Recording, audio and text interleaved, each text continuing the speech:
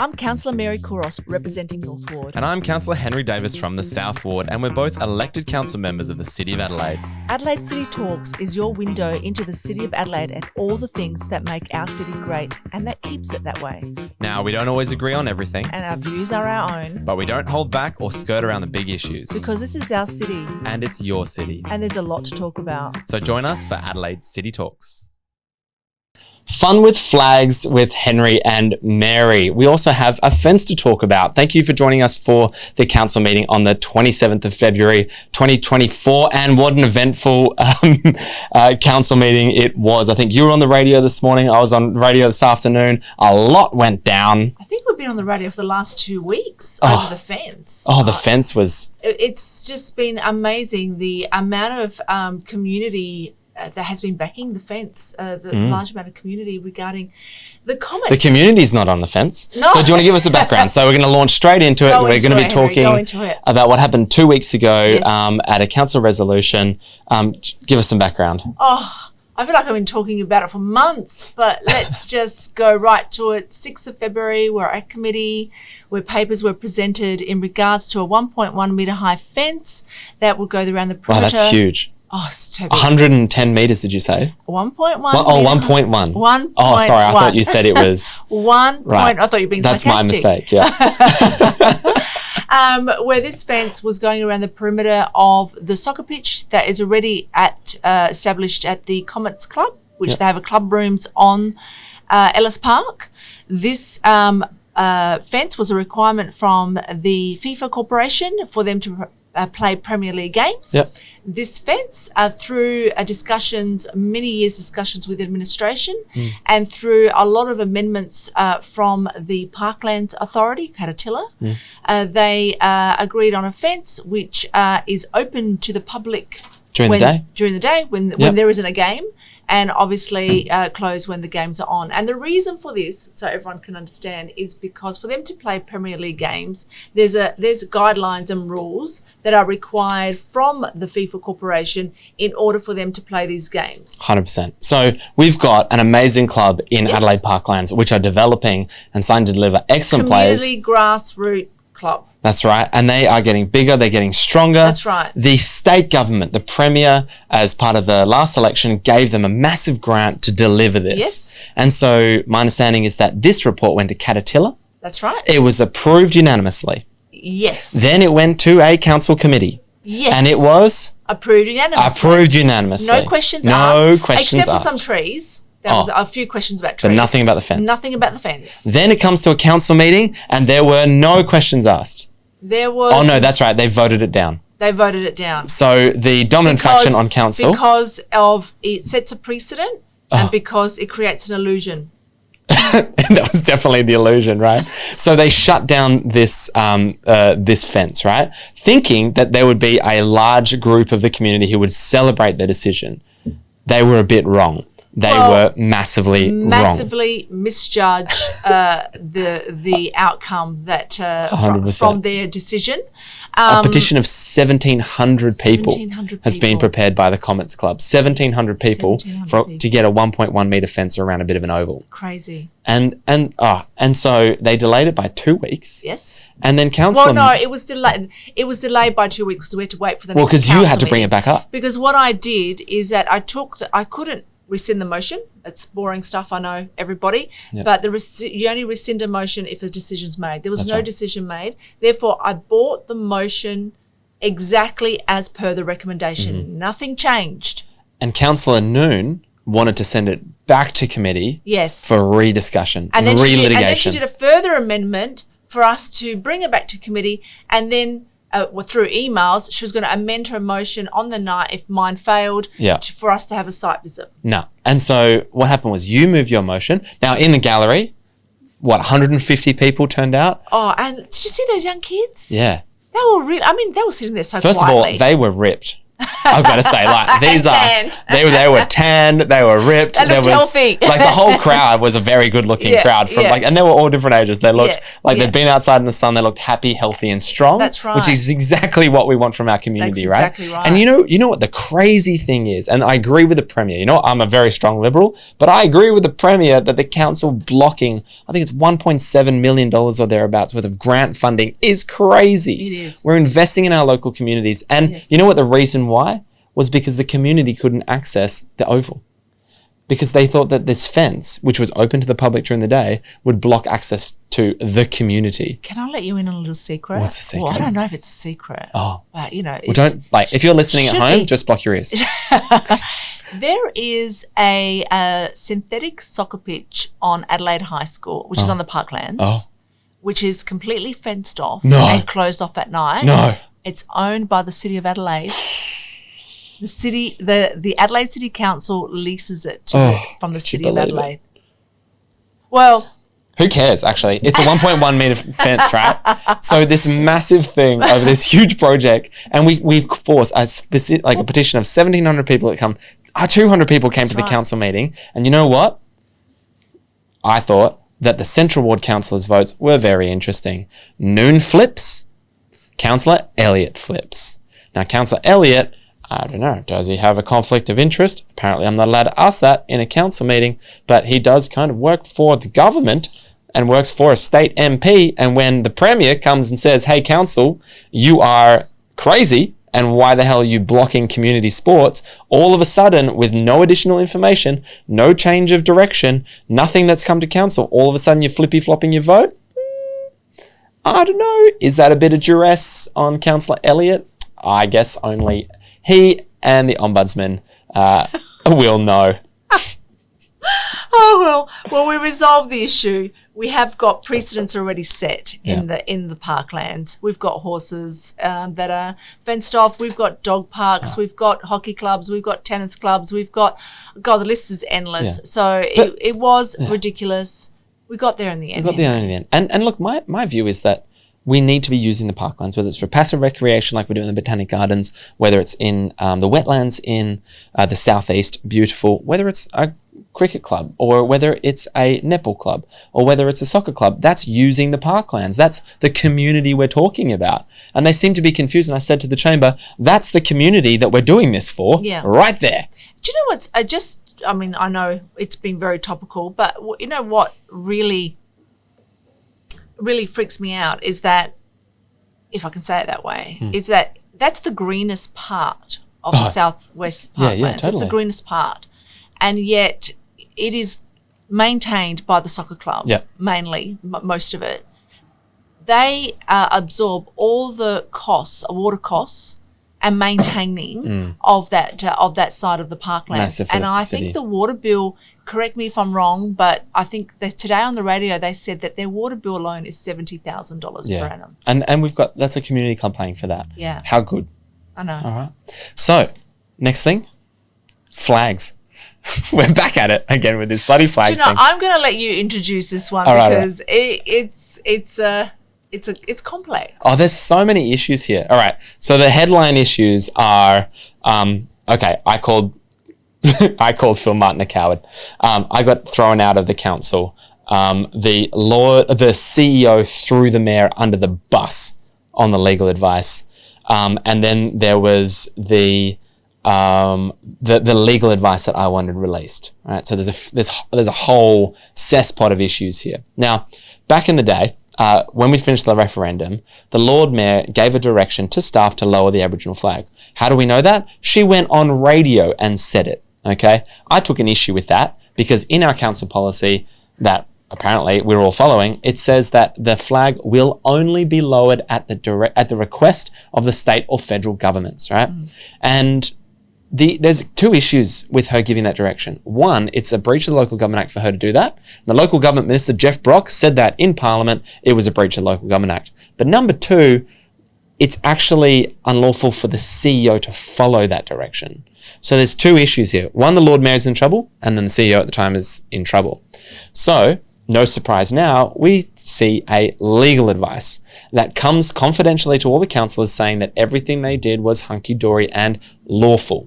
Now, that is confidential. First of all, that legal advice is confidential and shouldn't have actually been released at all. They briefed some of it in the discussion. This is what the part we can reveal. Well, who says? It wasn't actually released by a council motion to release the confidentiality No. What of the I'm legal saying, advice, right? they explained that the advice that they received was lawful as part of the discussion papers. Yeah. So, yeah. Yeah, but they can't release that because it's confidential legal advice. I'm just protecting you, Henry, so that you didn't reveal anything that's not in the Oh, papers. no, yeah. Well, I'm just saying that's what they said in the papers. Yeah. I read that legal advice from front to cover. I believe that it should be framed and put in the National Gallery given its artistic qualities. It's incredible. It's well, you're a lawyer. You can say that. Actually, I don't think I can.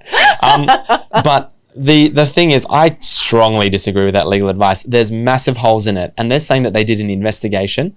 And look, that's not what I read in the legal advice. And the conclusions they're making from that legal advice, I don't think can be made. So I want that advice to be made public, and I want every lawyer in Adelaide to scrutinise it and have a field day, in my view. Now, it comes down, now this is a little bit of legal mumbo jumbo, but let's go through it anyway. I think hopefully you can follow along. What a podcast for, but for talk about legal, look, I'm a lawyer, right? This is kind of a, whatever. Okay? It can't all be fun, right? Well, look, it's either that or jobs and growth. Okay, look, it's where I go in detail, it's just jobs and growth. So, let's go into the detail. Okay, go into the detail.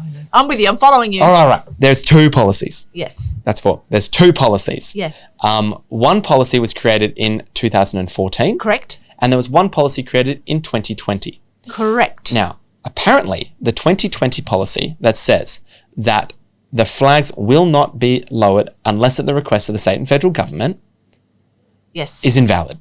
Doesn't count. That never got enacted. Yes. First of all, I don't believe that for a second. It's what we went through, and that's what was the flowing, like that's what we were adhering to. That's what everybody followed. Yes. Whether it's correctly, lawfully enacted by council, doesn't really matter. But if it wasn't, we revert back to a 2014 policy. And in that policy, there is no discretion whatsoever for the Lord Mayor to direct staff about flag flying policies. Because under clause 10 of that policy, the 2014 policy, it says that it actually goes down to the associate director of the council. No mayoral involvement or whatsoever. So now in the paper on the weekend, the mayor has decided to re-enliven this issue. And this all comes down, it was all her fault, right? If she hadn't have gone out to the media with this legal advice, we wouldn't be back in this situation. But she's gone out and paraphrased this legal advice and spun the absolute bejesus out of this thing. First of all, she attacks me, saying that it's a breach of the Local Government Act to give a direction is high school politics. Now, Mary, I'm not sure if in your high school there were other students there or accusing you of breaching local government acts and things like that. I'm not sure if that happened in your, it didn't happen in my high school. I don't know, Jane Lomax Smith, she's a doctor, maybe it did happen there. I don't know if people were running around litigating each other in high school. But apparently me saying that you've breached local government act and the local government minister saying that is high school politics. Secondly, she basically said something that was a half-truth, which was that there was an investigation and that there were protocols around lowering it, which is true, but had nothing to do with it. And secondly, she says that it came out and said that the actions were lawful. Now, last night, there was a beautiful, beautiful gotcha moment with the acting CEO. Now, you had a motion.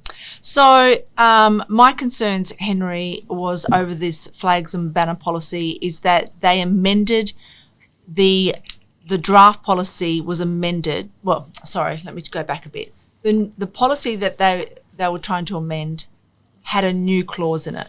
This was not in the 2014 policy, which we were adopting in council. And just because it goes back to 2014 doesn't make it too old to use. No. It's valid. It still follows the correct procedures in regards to protocol, flag protocol.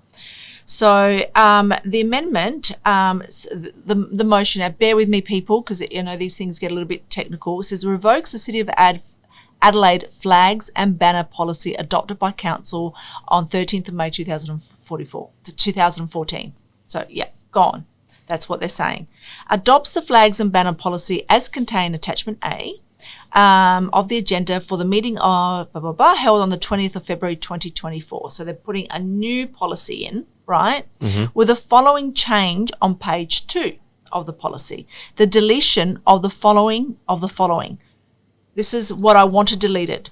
Request to lower government flags as a sign of mourning in the event of the death of a local citizen or person of significance to the City of Adelaide, with a subject to the protocols as set by the Australian Government and or the South Australian Department of Premier and Cabinet. All requests will be considered by the CEO in consultation with the Lord Mayor. Outrageous. Replaced, and I wanted it replaced with council will only lower governance flags at the request of the state and Australian government. Now, the reason being, Henry, is because that clause there gives full power to the CEO in consultation with the Lord Mayor about when they can lower the flag. But Mary, didn't they already have that power? Why do they need to change a policy when they already had that power according to the policy? Well, that's where you go in. What's the gotcha moment? So you were looking to revert it back to the old language, right? Yes. And so when you were saying that, the acting CEO pipes up and says, but Mary, when you're looking to substitute it with these words, I don't think he realized that the words that you were putting in were actually the words in the old policy. That's right. I don't think he quite grasped that. And so then he said words to the effect of, but Mary, that would give no discretion at all to the council to lower flags to half-mast unless it was requested by the state and federal government. Exactly. And that undermines everything that the Lord Mayor has been saying over the weekend and in the past 6 months. He said it straight up, not realizing that those were the old words. And he gave advice to the chamber to say that the words, surprise, surprise, you don't need to be a lawyer to figure out, will only be lowered at the request of the state and federal government, means that you can't lower it any other time. That's it's incredibly right. Frustrating, right? Right. But he said that that's what those words mean and threw the Lord Mayor under the bus. Yes. I was excited by him saying that. No, you were. You couldn't contain yourself. I was shocked. Well, this happened. So I stood up to move the motion. I can't remember who seconded it. So the motion was moved, but the CEO went straight into questioning me about my motives. Amendments and what my intent was. Yeah. It was a little bit of a lot of to and froing because he wasn't understanding. I wasn't understanding him, or he was trying to confuse me. I don't know. I'm just implying that. I don't know. It was a very confusing exchange. And then I didn't get the opportunity to speak to my motion about my intent. So after the administration asked you questions about your intent, you then started to speak to the motion. And the Lord Mayor said, no, stop, Mary. You're starting to debate it now, and stopped you. Yes. And then she said, Councillor Martin has the call. And I said, no, but she hasn't, Councillor Couros hasn't been given the opportunity to speak. And when I said she hasn't been given the opportunity to speak, that's when they chucked me out of the chamber. Now, under Regulation 29, now you've got to remember the context upon which Regulation 29 was brought in. This was as a result, almost solely, about some really, really bad behaviour from a council member. I'm talking intervention orders. I'm talking multiple counts of maladministration by the Ombudsman, hundreds of pages of reports, and people calling his behaviour manic. It was so bad this councillor didn't attend council meetings for a year because of the intervention orders that were in place. At the end, the Ombudsman made a recommendation to council, or directed the council to say, if this person is ever re-elected, I order the council to apply to the Supreme Court to have him removed as a councillor. Now, that is the level of behaviour of intensity that Regulation 29 was brought in. Now, these woke lefties are going to use it now to shut down debate, and they're using it to abuse the processes. So when I said Councillor Mary Couros hasn't been given the opportunity to speak, I was raising a point of order, and I said that multiple times. I have a point of order about Councillor Couros being able to speak to her own motion, which you were denied.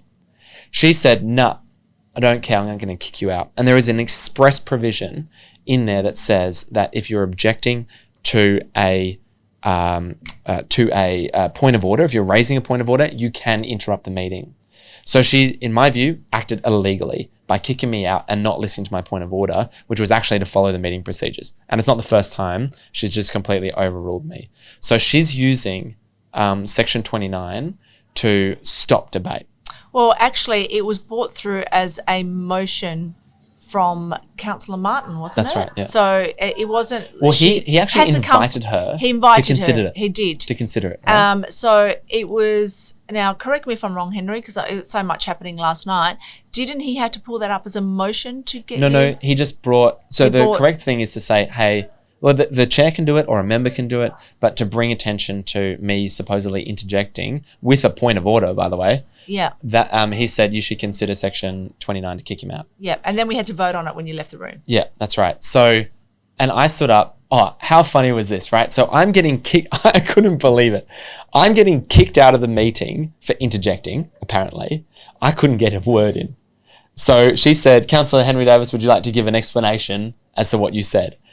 She starts interjecting into my explanation. She interjected like 4 times. And I said, can you please let me speak? And she's like, no, you're saying, I'm like, can you please let me speak? I have the call. She's like, no, well, you're not allowed to do this. I'm like, I am speaking. This is my you've given me the call. Can't I finish what I'm saying? And then after 4 requests for her to just be quiet, then she shuts her mouth. And it was completely outrageous that she's kicking me out for interjecting and she can't even let me speak when I actually have the call to explain myself. And what I explained was I was raising a point of order for you. So she screwed up. She shut you down. She took away your right to speak. And this goes to the extent that the left have and the tactics that they'll go to avoid topics of debate. They should have just let it happen. Well, in the end, through all that, the flags and banner policy is now amended that any lowering of the flag of a local citizen or person of significance in the City of Adelaide will be considered by the CEO in consultation with the Lord Mayor. So you know she still can't lower it at a referendum because she can't lower it at a referendum even under that wording, which was the original thing that she did wrong, because she was mourning of like a democratically held referendum. So that wording there, I don't think gives her even the right to do that. Mourning someone that died? Well, that's what the half mast is for. Oh. Right? I'm very. That's what it's for. That's yeah, because it's right. It's a sign mourning in the event of a death. Yeah, but it doesn't say or mourning the outcome of a democratically held referendum. So does that mean that the Lord Mayor still can't go? Say if the Labor Party lose the next election, let's hope, and she can't then go and mourn the result by lowering the Australian flag. There's no option in there for her to do that. No, it's a mess. Yeah. So they wanted to shut down that debate. Now I want that legal advice released. Now, are you going to do a motion? Yeah. I also want to do a motion of no confidence in the mayor because I'm sick of her interjecting. You know, I was talking about the $140 million street upgrades. You know you're not going to win that. At least I can make my point. Because the reality is that she always interjects. It'd be very hard for me to vote for that, Henry. Why not? Oh, I don't know. I'll convince you. Let's you talk about have to listen to the debate. Let's talk about that. We don't always agree. Not always. I should say, I will own up to it because I'm not afraid to own up to what I did. I called Councillor Martin a coward on my way out because I thought what he did was cowardly. Now, I regret saying it. However, the idea that you can't listen to somebody have 3 minutes to speak and you're so scared of what somebody has to say that you have to eject a democratically elected member of council to shut them down goes against everything this democracy stands for. And this is the massive problem that I'm having with the left, and it's getting worse and worse and worse, and we need to stand up to that, is that it doesn't matter what the means are. Those means justify the end. And if it's shutting you down, if it's censoring you, if it's chucking you out of a chamber so that you can't speak, that's what the left will do so that you can't debate and so that you can't have a contrary view to them. Well, in saying that, it got a little bit. I had a range of amendments over a lot of our. You did, yeah. Sorry, and that's not my fault. They were all recommendations that were brought forward from administration, and they're not motions that I thought of. But what concerned me about all of the recommendations that was brought through from administration. So one was the civic recognition working and protocol policy, in which they changed the policy to remove the civic recognition working group, no longer to be established within the council, and for all civic matters, which civic matters include town hall, which includes what civic receptions, which includes who gets the key, which includes to the city, which includes a range Australia of things. Day. Australia Day. Appointments for Citizen of the Year. Citizenship, all of that.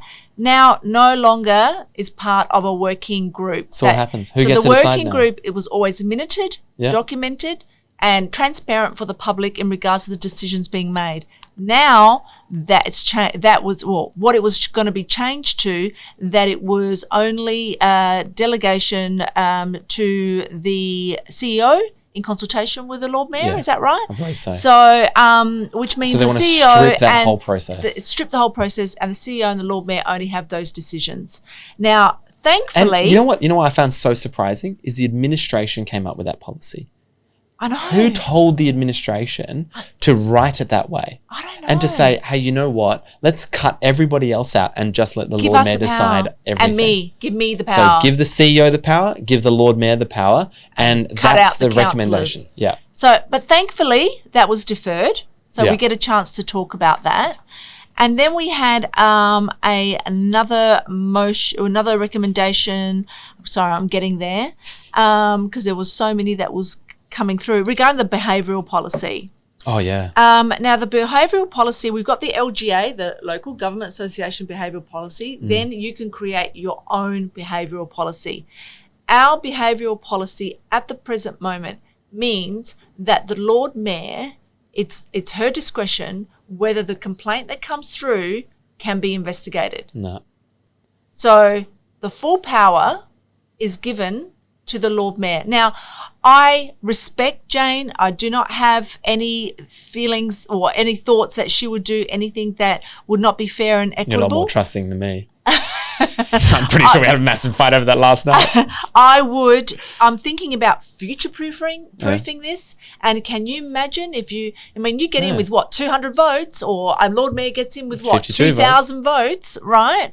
Over, 26,000 people that are within the city of Adelaide, you get in a small amount of votes. How do you know what the Lord Mayor will be aligned to, what faction, and how does that prevent bullying and the mental health and the support for councillors in this council? So what I wanted to do is set up a conduct committee exactly the same way they wanted to set up a conduct committee for the CEO. Yeah.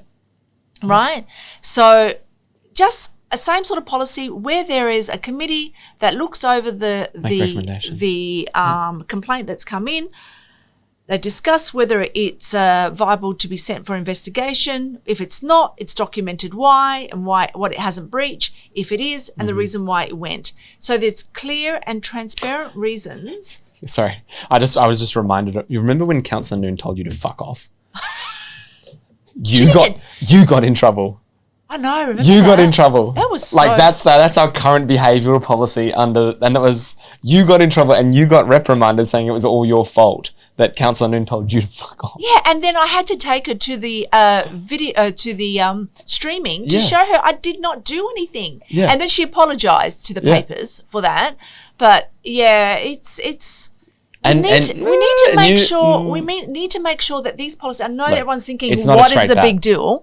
But the big deal is that this is what causes dysfunction. Yeah. This is going back to the 90s. This is where everything was not transparent to the public, and this is what's happening now. It's shutting the people down from the decision process in council. Yeah, constant theme.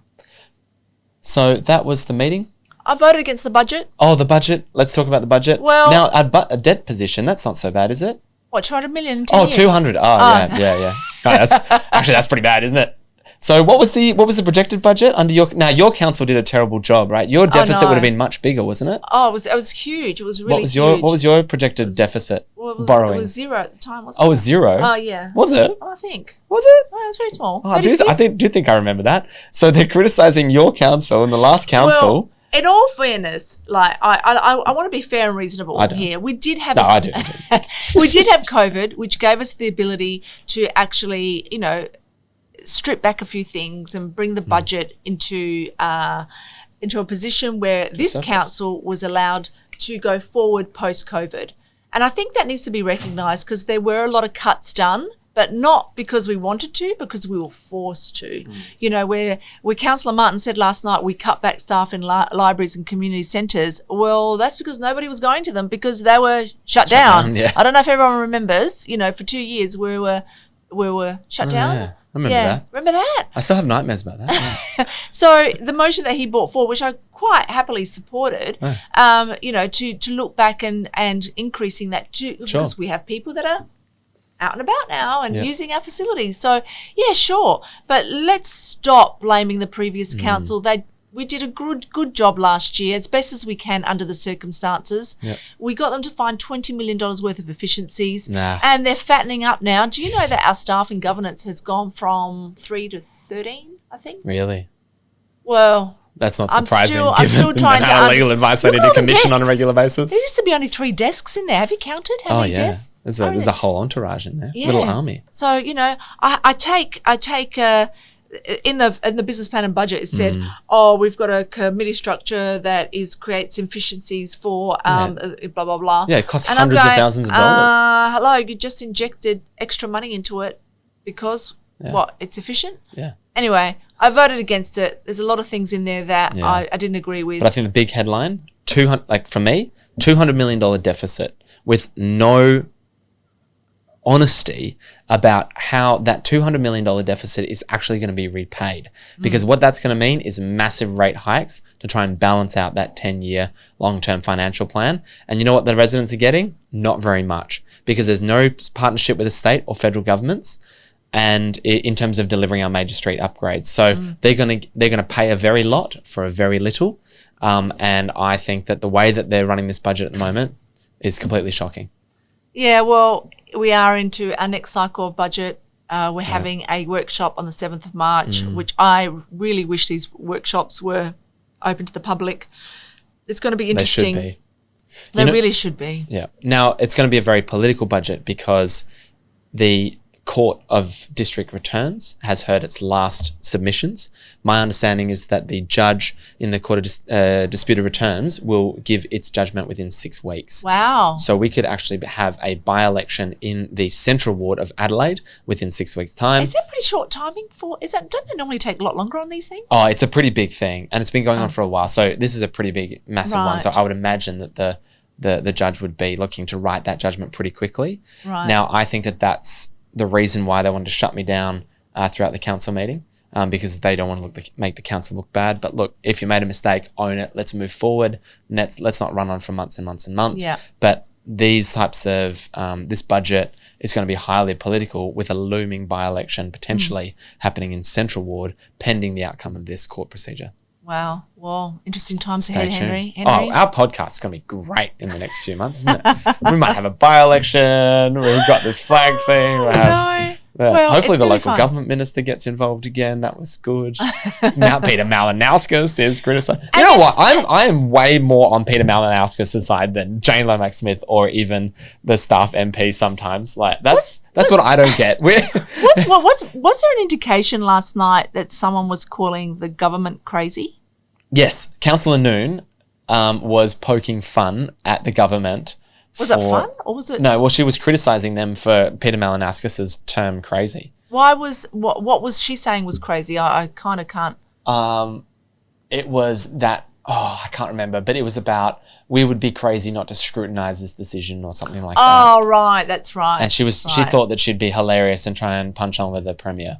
But I would not shirt front the Premier. I'm going to leave that to somebody else. So she was calling him crazy. Yeah, I don't mind standing up against, but he's too tall.